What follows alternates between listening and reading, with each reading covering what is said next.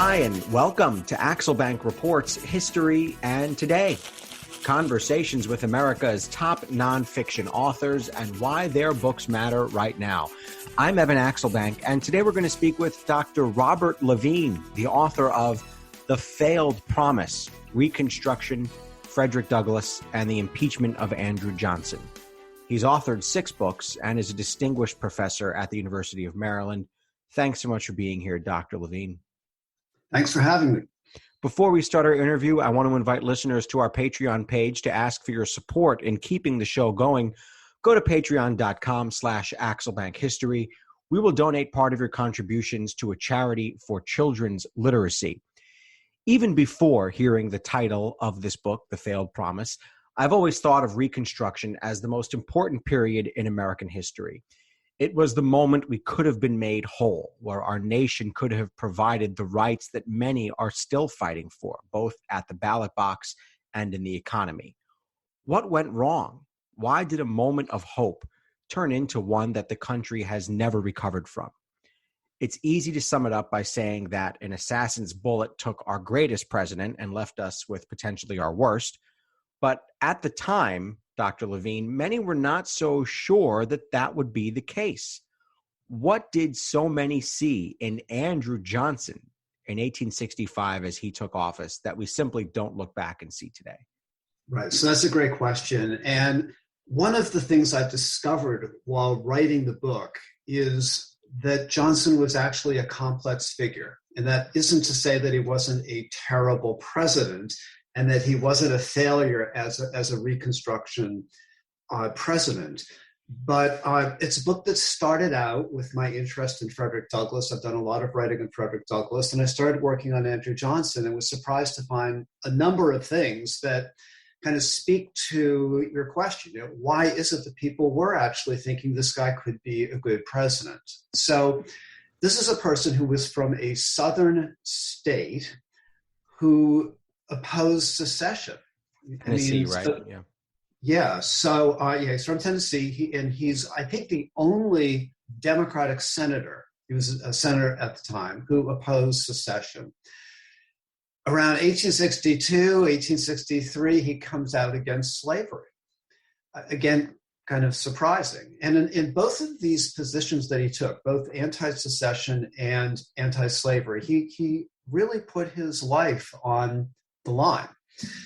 In 1864, as I talk about in the book, and we might want to talk about this a bit more, he, as military governor of Tennessee, he claimed to have emancipated the enslaved people of Tennessee, and he took great credit for that.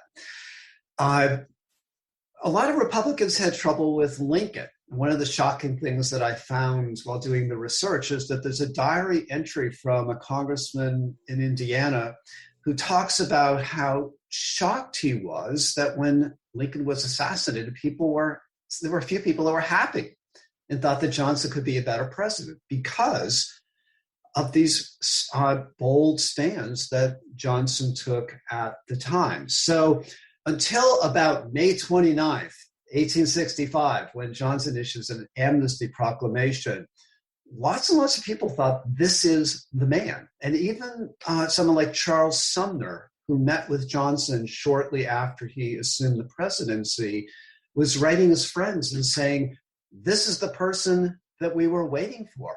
And even Sumner found Lincoln moving slow on issues of Reconstruction, Black voting rights, and things like that. So a Southerner who was actually anti-slavery, anti-secession, who claimed to have freed enslaved people showed promise.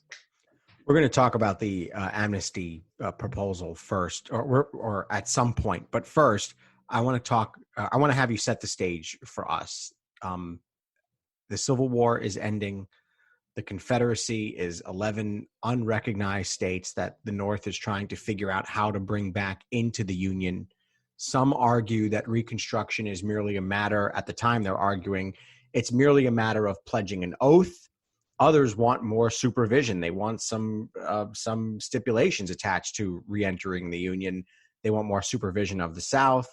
They want supervision of how blacks are going to be integrated into society. So starting with Abraham Lincoln Andrew Johnson, and Frederick Douglass. What are the key proposals for making America whole? Well, I mean, there's a bunch of them. And if I start with Frederick Douglass. Give us a few of the key ones. Yeah. I mean, he famously said that slavery is not over until blacks have the right to vote. And so you could go back to the 1840s and one of the first black conventions that Frederick Douglass attended in Buffalo. And the blacks that he's working with are calling for citizenship. During the Civil War, Douglass says this is a war of emancipation, but it's also a war that will create citizenship for African Americans. He had mixed feelings about Lincoln, though I think eventually he came to like him because he met with him twice in the White House. But at the beginning of the Civil War, he thought that Lincoln was moving too slowly. In Douglass's newspaper, he compared him to Jefferson Davis. And the more radical Republicans themselves thought that Lincoln was going too slowly, that he had different kinds of plans to readmit the former Confederate states if 10% of the electorate from 1860 approved various sorts of things, but not necessarily black rights, black voting rights. So you have Douglass, who's very adamant about voting rights and citizenship rights for African Americans. You have Lincoln, who in his last speech before the assassination said maybe educated or intelligent black people could vote and those who fought in the Union Army. And who knows where he would have gone with this. And I think Eric Foner is interesting in his biography of Lincoln in saying, forthrightly, he doesn't know, what Lincoln would have done. But it seemed like he was moving towards gradual emancipation. Andrew Johnson was, I think, no one really knew what his positions were, but they knew that he was the Southerner who took bold stands against secession and against slavery. That they knew. He went on record near the end of 1865, so this is about 7 months in office, saying he could imagine the possibility of some black people having the vote. And again, like Lincoln, he says, if they fought in the Union Army, and I think in his case, he said, and if they have $250 in property. But he doesn't go anywhere with that at all. Instead, what he says is, I am going to restore the Southern states. And basically, they could be restored as they were, except that slavery has to be abolished, and they have to, in some informal way, pledge loyalty to the nation. So he argues for what historians call presidential restoration. He would do the job. I am the man, I will do it. And the radical Republicans, who you alluded to at the beginning of your question, are saying we want much, much more than that. So Thaddeus Stevens is the person who in the summer of 1865 boldly, and I think frighteningly for the Southerners, articulates the notion that the North conquered the South. The South is conquered territory. We can create what we want in the South. And what he and other radical Republicans were calling for was black voting rights and black citizenship, and keep all of the former Confederates out of power. And it from the point of view of Southerners, seemed punitive. From the point of view of Douglass and others, seemed like a good idea. But again, with voting rights, the Republicans moved slowly, and that bothered Douglass. And I should stop there. See what kind of question you have. If the most radical, it leads perfectly in what you just said, leads perfectly into my next question. If the most radical Republican ideas had taken hold, what would America have looked like by 1875, and what would it look like today? Right. So that's a great question. And I will begin by saying I don't know. I will also You're not allowed to answer you don't know on this show. I will also remind you that I work out of an English department and I read literary works. So big, bold historical questions are a little difficult. All that said, my own feeling is that there's an irony. And the irony is that if Lincoln had been president, I don't think we would have the 14th and 15th Amendments as quickly as we had them, because they were developed by the radical Republicans, who remained the majority until around 1870 or into the early 1870s.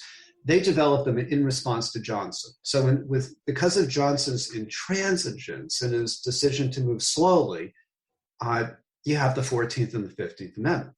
Now, you have the amendments that should be very helpful in a happy ending to Reconstruction, because you have Black citizenship and you have Blacks' rights to vote. And that all fell apart in the 1870s with a Republican in power. I mean, Grant was in power. So the question is, how do you make that not fall apart? You have on the books all the laws that you need. And an argument that someone like Albion Tourget made, and he was a Reconstruction novelist that I'm working on right now, is that you would have to have a federal occupation of the South. Is that something we would have wanted? And would that have led to the kind of happy ending we want? I don't know. So let me say that one of the large arguments of the book is that there is racism everywhere. There's racism in the North, there's racism in the South, there's racism even among the radical Republicans. And Douglas acknowledges in some passages I quote near the end of the book that such is the long history of slavery and racism in the United States, that it would take some time for good things to happen. And arguably, with the 1896 Plessy v. Ferguson Supreme Court decision that legalized segregation and Jim Crow, I mean, good things couldn't happen until that was overturned in the 1950s. And then you have the civil rights movement, and you keep making progress and then kind of going back a little bit too.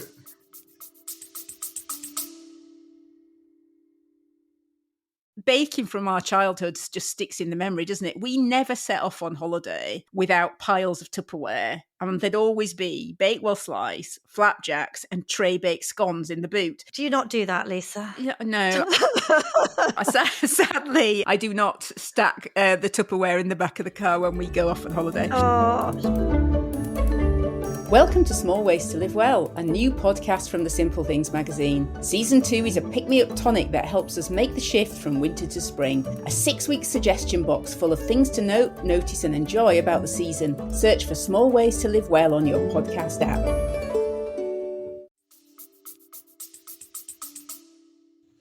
And the going back, some of it, well, maybe a lot of it is done, happens because of some of the things we're going to talk about, which is some of the white violence and terrorism that we see. Right. Right. But I want to get to this sort of political marriage between Andrew Johnson and Abraham Lincoln.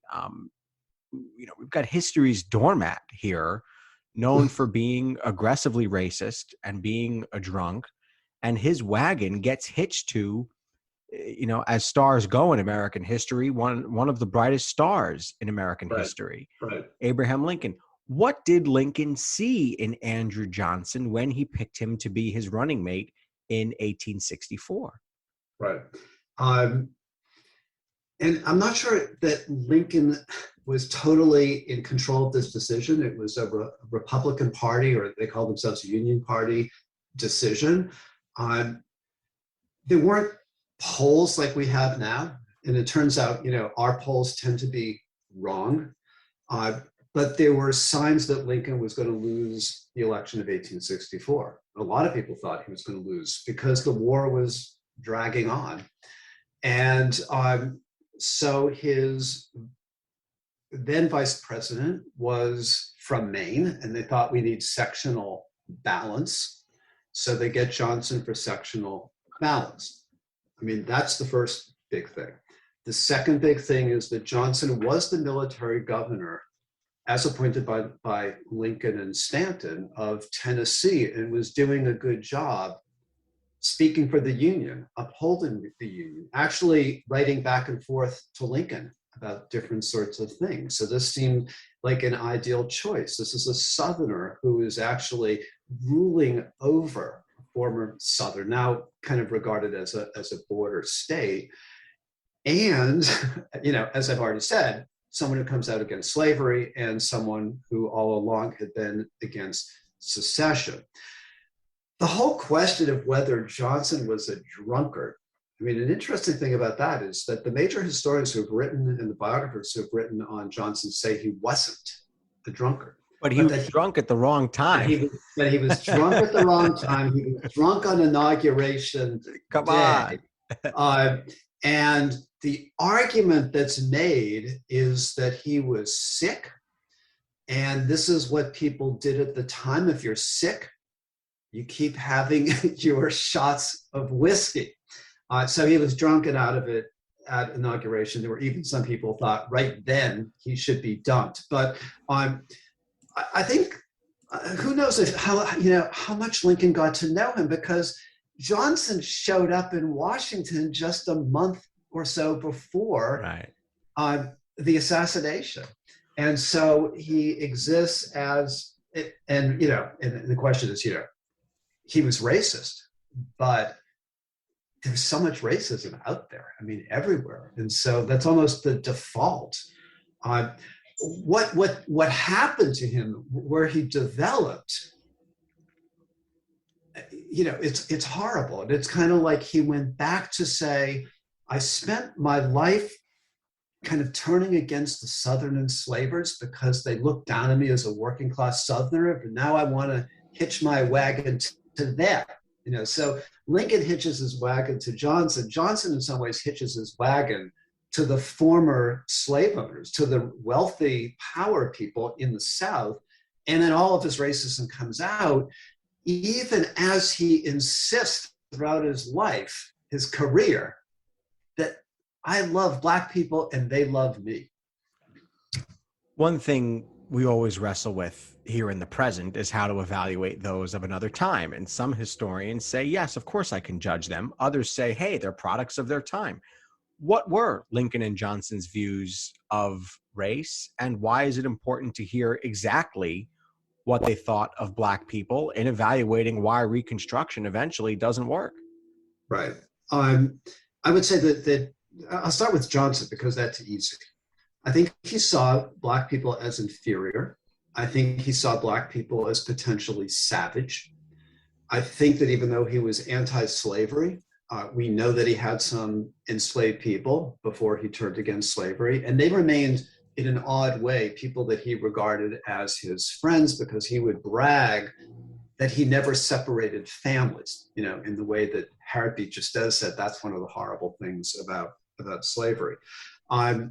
And Johnson now and then talked about the possibility of colonization, of shipping Blacks out of the United States. Abraham Lincoln, I think you could say, shared some of these prejudices, but he was able to grow. So one of the things I talk about in the book is, Johnson always talked to Black people. Lincoln talked with them. He listened. He met with Douglas 3 times, actually.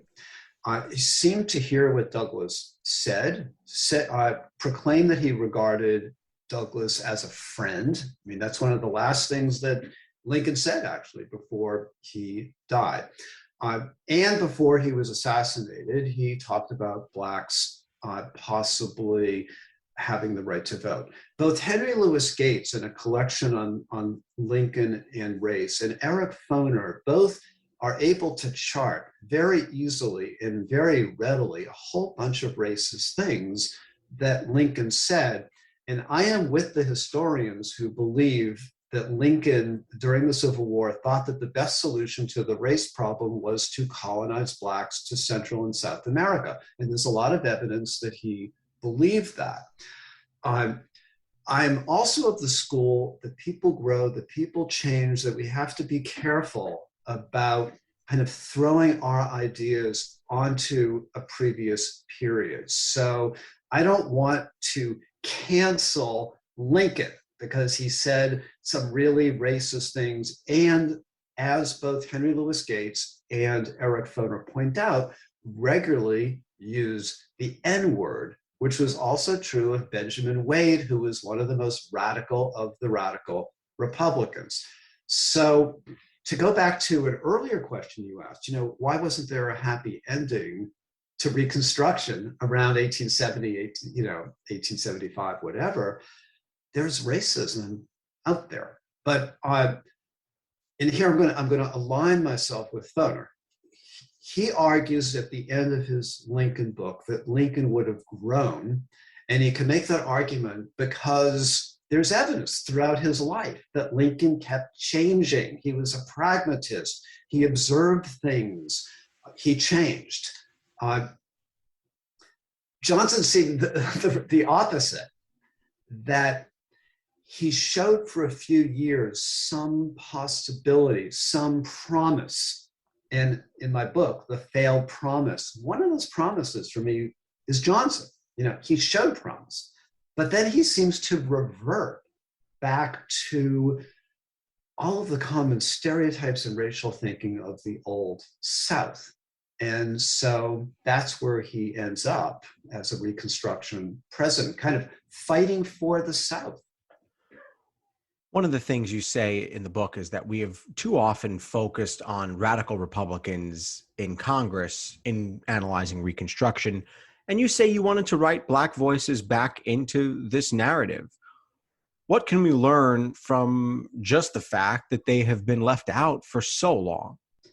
Well, we can learn something we might not want to hear much about. I mean, that there's kind of some racism built into traditional historiography, even when the people doing the traditional historiography aren't racist, and I think are very progressive. There's also issues that have to do with archives. What is the standard archive that you look at when you're studying, let's say, the Andrew Johnson years? And the standard archive for historians is the Congressional Record. Okay? The archive that I looked at, that I have never seen cited anywhere in any historical account, and I'm not saying that I am less racist than these other historians, but I read the Christian Recorder. I mean, have you read the Christian Recorder? I have not.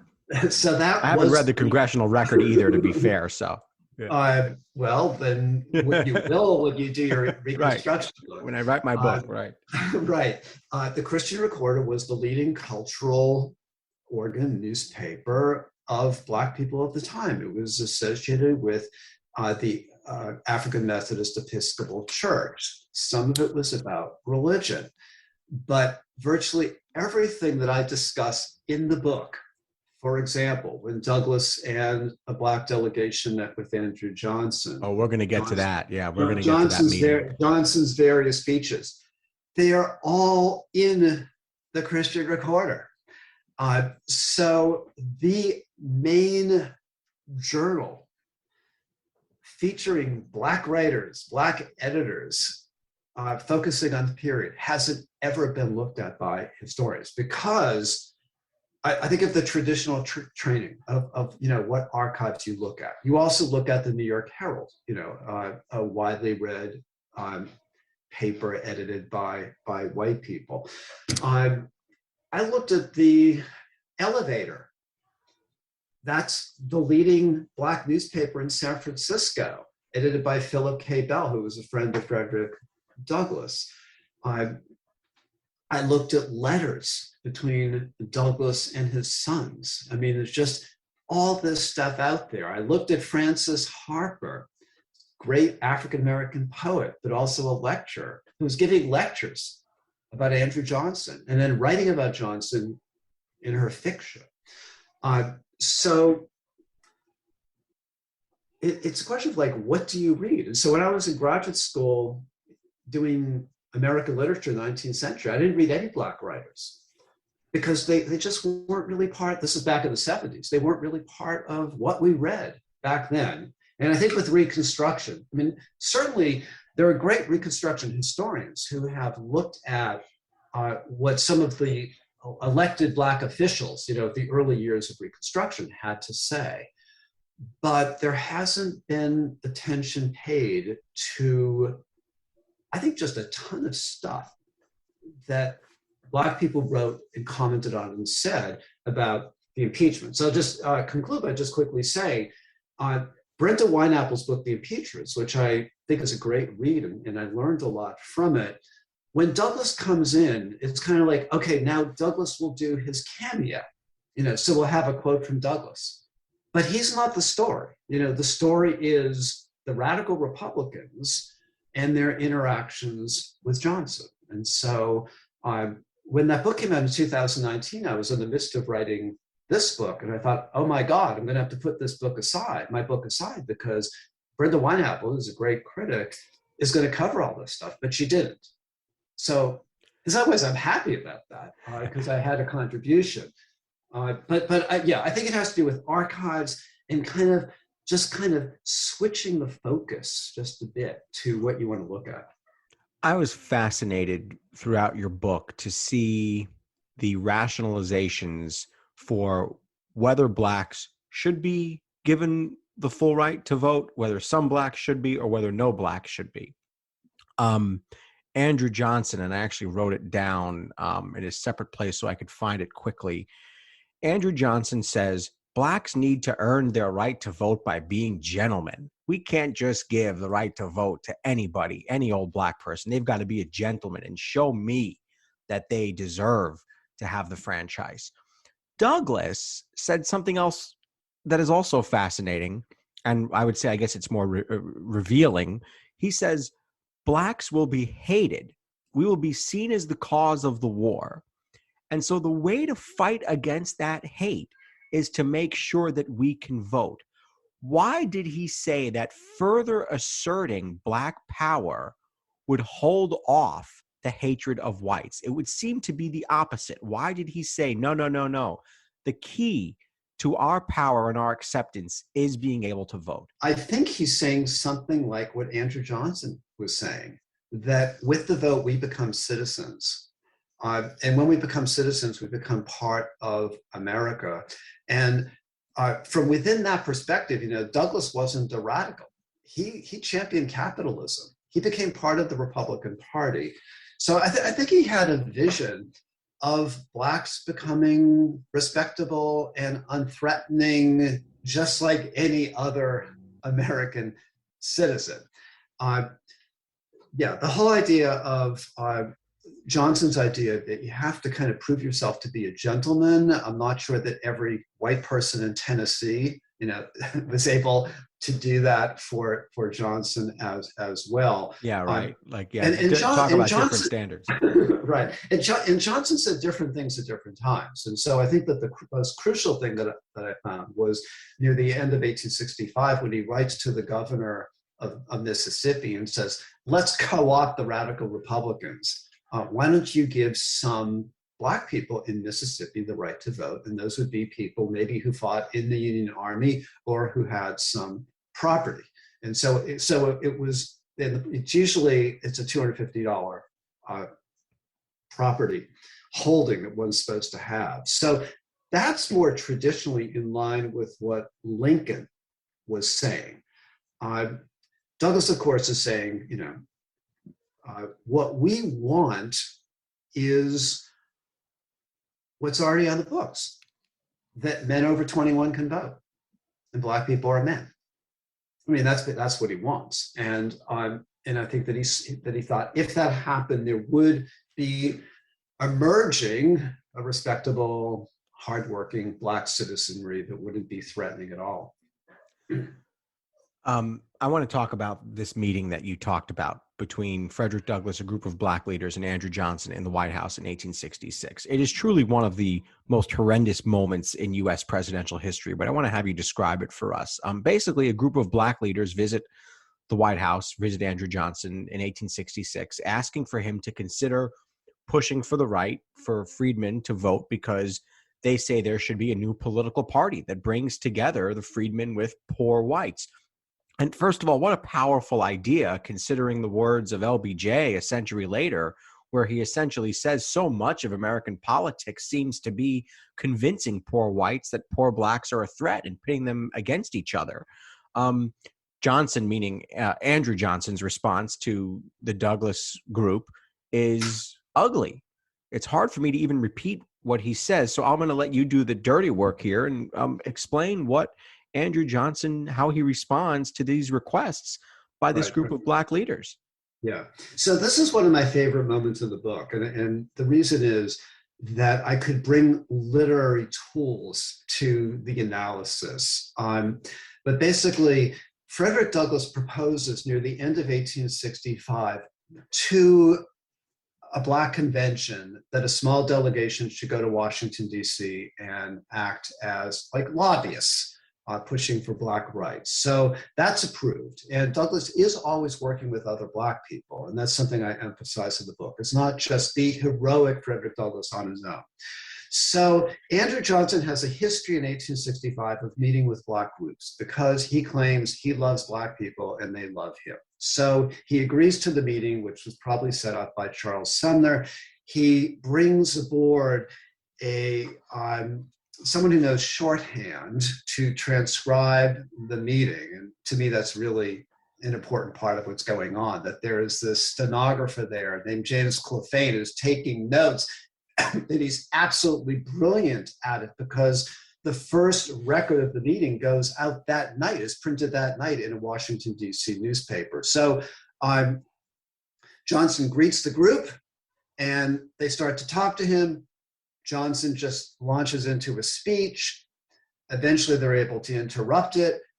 Johnson pretty much ends the meeting. Black people are walking out the door. Douglass turns to Johnson and says something snide about how you empower your enemies and are rough on your friends. The enemies are the former Confederates. The friends are the blacks who fought for the Union. And Johnson gets really angry at Douglass. There's this back and forth between them. And it's all written down by the stenographer and printed that night. Meanwhile, we have a surviving record from one of Johnson's aides who said that after the black group left, Johnson used the N-word to describe Douglass and said he's a savage like all black people. So all of his racism came out there. And Douglass, in his autobiography, Life and Times of Frederick Douglass, said he thought this meeting changed things, like how people view Johnson. And so what's interesting is if you look at the Christian Recorder, which I know you will do right after we talk about all this, you see in 1865, the blacks editing that newspaper like Johnson. In February 1866, they print the transcription of this meeting. And they say, this guy hates black people, because by the very end, Johnson is saying maybe black people should immigrate. Douglass says, it's almost kind of like Muhammad Ali with the rope-a-dope, that we kind of brought out the racism. We made it public. People can see what this guy stood for. And following this meeting, Johnson is much more unhinged. And so in a way, it's funny you say that, because my next note is now things get really ugly and he starts vetoing things, but go ahead. Yeah. He's vetoing things. He's speaking in much more racist terms, publicly. And there are these horrible anti-black riots in Memphis and New Orleans that Douglass and the radical Republicans blame in part on Johnson. And Douglass starts saying things like, the man who is celebrated in the Christian Recorder and elsewhere as the Moses of black people is actually your Pharaoh. And it's all so I see the meeting as really significant. And one of the things that I could do now with the help of the internet or digital humanities or whatever you're going to call it, I could look at newspapers, in just seconds around the country. I have access to those. This transcript that was created for Johnson, because Johnson thought the meeting would go well, went what we now call viral. It was printed. It was printed everywhere. It ended up in newspapers in California, and so I think that's part of what Douglass wanted to accomplish. Is to get that out. Isn't it interesting how he spends his political career saying that he's a Moses for Black people, and Right. the slightest criticism Right. from Blacks sets him off. I mean, what a revealing moment that is in this character of a powerful white man. Yeah, and so you could say, he still believed in racial hierarchy. I mean, that's what white supremacy is all about. And so he could like Black people, he could like dogs. They are supposed to stay in their place. And so he sees Douglass as not staying in his place. You will probably ask me at some point about why is it that Johnson then a year later offered Frederick Douglass a job in his administration. So there's a weird little twists and turns in the story. As you mentioned, there turns out to be a new Andrew Johnson is revealed. There is also white violence in the North and the South, particularly the South, but that violence starts to have an impact politically. One of the powerful moments of your book is how the civil rights advocates react to this violence. It's some really poignant speeches are given. There are incredible words spoken. So how do we get from this meeting to suddenly, to Andrew Johnson being impeached, and talk about this interlude of these beautiful speeches that start to be given by civil rights advocates? Obviously, Frederick Douglass was one of those people. Francis Harper was one of those people. The radical Republicans, they had things to say about this as well. Newspaper editors in the North were making arguments like that. So, there is a series of violent riots that lead to the loss of hundreds of Black lives. And so you could say a kind of interlude of a kind of Black Lives Matter moment where people are viewing what's going on with horror. And Johnson, meanwhile, was kind of doubling up and saying, this isn't my fault. And the radical Republicans are increasingly thinking it would be nice for the country to get rid of this president through impeachment. And one of the chapters that kind of deals with some of this is the chapter on that talks about the speeches that Frederick Douglass and Francis Harper gave in a Black lecture series in Philadelphia. And this gets back to historiographic kind of issues of what do we read, what is available. I have never read an account of Douglass's speech in this lecture series organized by William Still of Philadelphia, one of the Blacks who is the leader of the Underground Railroad. I had never read an analysis of Francis Harper's speech. These are speeches that were given to Black people in Philadelphia early 1867. And I learned about them from an African-Americanist at another university who's working on Francis Harper. And so he's looking at different archives and he said, "Hey, Bob, do you know about these speeches?" And I said, "No." And I include one of them as an appendix, Sources of Danger to the Republic, because the Yale University Press Complete Frederick Douglass doesn't include this. It includes a version that Douglass gave to a white audience in St. Louis.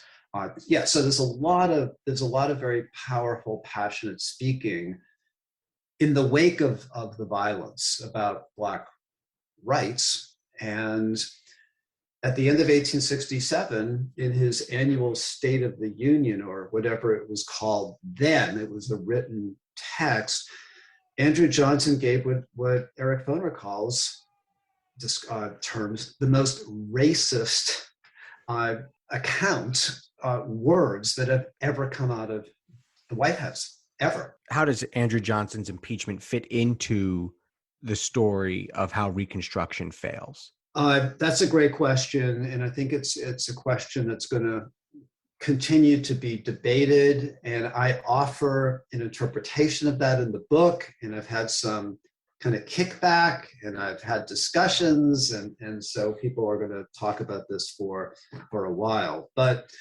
basically, Johnson was impeached under the Tenure of Office Act, which was instituted by the Republicans in March 1867. So that's nearly a year before the actual impeachment. But basically, the Tenure of Office Act said that you cannot get rid of people in the administration who were appointed, at least in part, by the Senate. So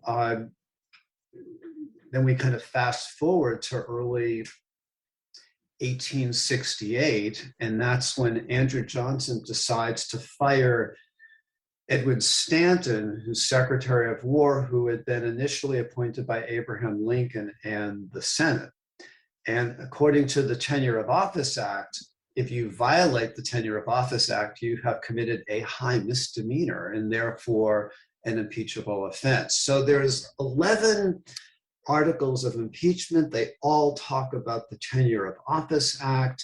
And what that meant is during the trial that goes from March 1868 into May 1868, you're focusing on little things like what did Johnson do with Stanton? You're not talking about the big picture, and you're not talking about the things that infuriated the radical Republicans about Johnson. And when those things came up, and in the book I give an example of Benjamin Butler basically blaming Andrew Johnson for killing Black people by encouraging racism, Chief Justice Salmon Chase, who was presiding over the trial, said, "You're out of order. That's not what this trial is about. It's basically about the Tenure of Office Act." So maybe in an idealistic, utopian, quixotic way, I suggest in the book that it would have been better for Reconstruction if the racial issues were addressed head on.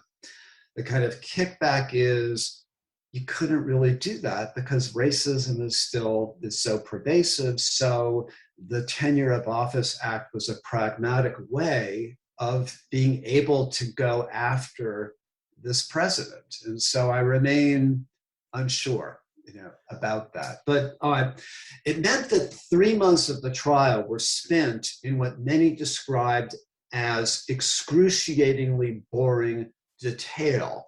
And if you go on the internet and you can call up you can actually call up the impeachment proceedings. So it's about 2,000 pages.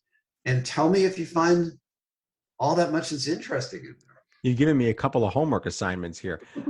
How does Reconstruction end? I mean, this is a serious and this is a very important question. What are the successes and what are the failures of Reconstruction? Yeah, well, again, because I'm not a historian, I'm going to lean on Eric Foner and say that he has a book called The Second Founding, that he basically argues that a new nation was formed from the 13th, 14th, and 15th Amendment. I mean, those are powerful amendments, and they have the force of law, even though by the mid to late 1870s, it was virtually impossible for Black people to vote in the South. So I've read in the historiographic debate about Reconstruction. Some say it ended in 1877 with the so-called bargain, that permits a Republican to remain president. There are people who say it ends 1905. There are people who say it ends 1868. I think Douglas saw it ending, I would say, early 1880s, when the Supreme Court overrode a civil rights bill. And he basically he died a year before the Supreme Court Plessy v. Ferguson decision that legalized segregation and Jim Crow. Maybe that's when Reconstruction ended. People now are saying it still hasn't ended. That there are still issues about voting rights and racism. And if I can mention Albion Tourget one more time, Reconstruction novelist, he predicted that Reconstruction would end in the 1960s. And he said that in the 1870s. Basically said you need 90 more years to work out some of the issues of the nation having been a slave.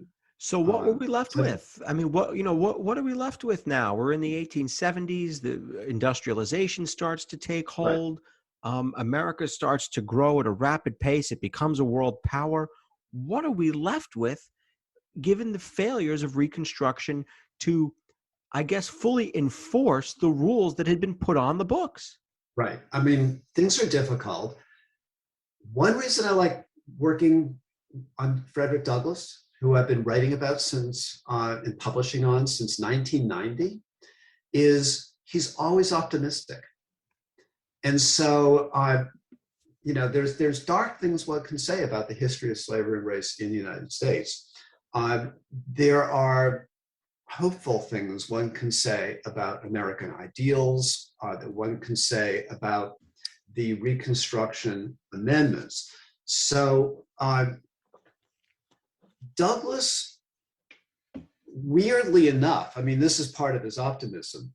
The Dred Scott case in 1857 ruled that blacks could never become citizens and blacks had no rights that whites should respect. Douglass has a famous speech on the Dred Scott's case. He says, this is wonderful. This is terrific, because people are going to see how absurd this is. They're going to be moved to action. In 1894, and this is a year before he died, Frederick Douglass gave one of his most famous speeches, which was then published as a pamphlet and circulated widely, Lessons of the Hour. So this is his speech about lynching.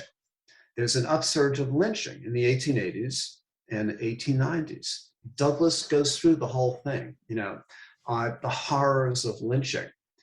The final paragraph of that speech is close to being the final paragraph of my book. And it's basically Douglass saying, we still have American ideals. He located American ideals in the Declaration of Independence and in the Constitution, which in the 1850s and on, he decided was an anti-slavery, anti-racist document. In the 1840s, he thought otherwise. And he said that all we have to do is live up to those ideals. And there is the possibility of a racially diverse nation coming together. Right now, we're living in an age of polarization. And I can tell you that I experienced that firsthand because I've gotten hate mail about my book, because there is one sentence in the book that seems to attack Donald Trump. And there are people on the internet who talk about the so-called woke professor. So in an age of polarization, one can be a little bit pessimistic. The way I regard the book is a history book that can get people, no matter what their politics are, to think in fresh ways about the past. But some of the polarization now has its origins in the history that I describe in the book. Which leads me to my next question. Hearing the description of Andrew Johnson, he says he's a racist who cares. Right. It makes me think so much. No. He's a racist who thinks he cares about Black people. But go ahead. Sorry. Right. It makes me think so much today of people who say, of course I care about Black people. Of course I care about their rights. But then they don't do the things to support them other than not say the N-word. Right. How can we all use the lesson of Andrew Johnson, the racist who says he cares, to help us deal with the racism in this country today? I wish there was an easy answer to that question. And I live in Maryland, very close to Virginia.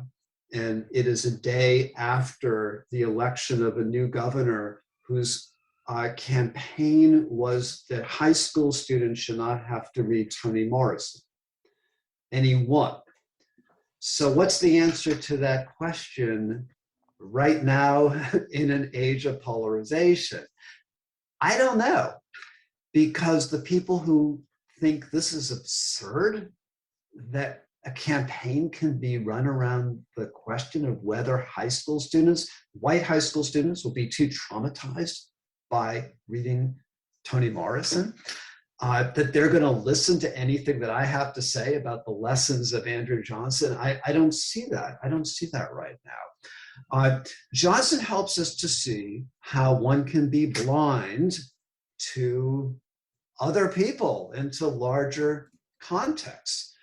And if one, and so one could say, a lot of progressive education now about race is about doing that kind of thing. And then I could say that there has been a vicious reaction against that. And Texas is a good example. And let me tell you what I'm doing next week. Next week, I'm talking, and I'm being paid by the state of Texas to do this, ironically. I'm talking to high school teachers about how to teach Frederick Douglass at a time when the Texas legislature is saying that, white children cannot be made anxious by America's racist history, and that you should always tell the other side of the story. Douglass has just one side of the story. So how do you teach Douglass's most famous speech, which is, "What to the slave is the 4th of July," which has in a resounding moment that America is the most evil and corrupt nation in the world? How do you teach that in high school in the current moment? Well, you got that's my challenge. You got a challenge ahead of you. Right. What can we glean about the human condition that both Lincoln and Johnson started out poor? They both held racist ideas. When the chips were down, one went one way and one went the other way. Right. I like the idea. It's very American, goes back to Ben Franklin. One can always change. One can always rise. And then one can always make mistakes. One can always be blinded by certain cultural notions. I mentioned Benjamin Franklin. Benjamin Franklin, historians have learned, once had slaves, sold them in his Philadelphia store, and then became the leader 40 years later of the Pennsylvania Anti-Slavery Society. I like that story. I want to work with that story, that people can change. They don't necessarily have to be immediately canceled. That culture has enormous power over people, cultural notions. And I think we see that with Andrew Johnson. I also think, people are going to keep writing about Johnson. Johnson always liked to fight. He always liked to fight. So when he was poor, working class kind of person, he had to fight the Southern aristocrats, okay? He becomes president, he has to fight the radical Republicans. There's a kind of psychopathology maybe in Andrew Johnson. The human condition, that's a tough one. I don't have any answers. The book does suggest that people can go in different directions and people can change. And even Johnson, I locate at least 3 distinct moments in his life. And the moment that most interested me is that more liminal moment where he actually seems open to other people and open to the possibility of change, and was willing to go against the dominant notions of his culture. And there's also that Johnson the fighter, there's dominant notions, I'm going to fight against them. Lastly here, I want to ask about the first page of your book, the dedication. I have a close relationship with my sister too. You said it's to your sister, your beloved Karen Levine, 1960 to 2020. It sounds like you have a fresh wound there. Right. How did you decide on that dedication and why? And I'd love to hear a little bit about Karen Levine. Okay, Karen was, there's 3 of us in the family. I'm the older brother. She was the young sister. She went to Bryn Mawr and was a Spanish major and fell in love with Spain. And the moment she graduated, she went to Spain and she met a guy in a bar who's a great guy, and they got married. And so I had a sister who lived in Spain for many decades, which was great because I got to visit her and fall in love with Spain myself. Around 10 years ago, she had breast cancer and had surgery, and it came back. And she lived with 4th stage breast cancer for 7 or 8 years, which I found amazing. And in 2019, the summer of 2019, my wife and I met my sister Karen and her husband Antonio in Lisbon, and we spent 2 weeks walking around Lisbon, and that's the last I saw of her. And then the pandemic hit, and then she had kind of medical breakdown, and she died as I was working on the page proofs of the book. So I wish I didn't have to dedicate it to her. I was going to dedicate the book to my wife. It would have been the second dedication, but this is a woman that I loved and miss a lot.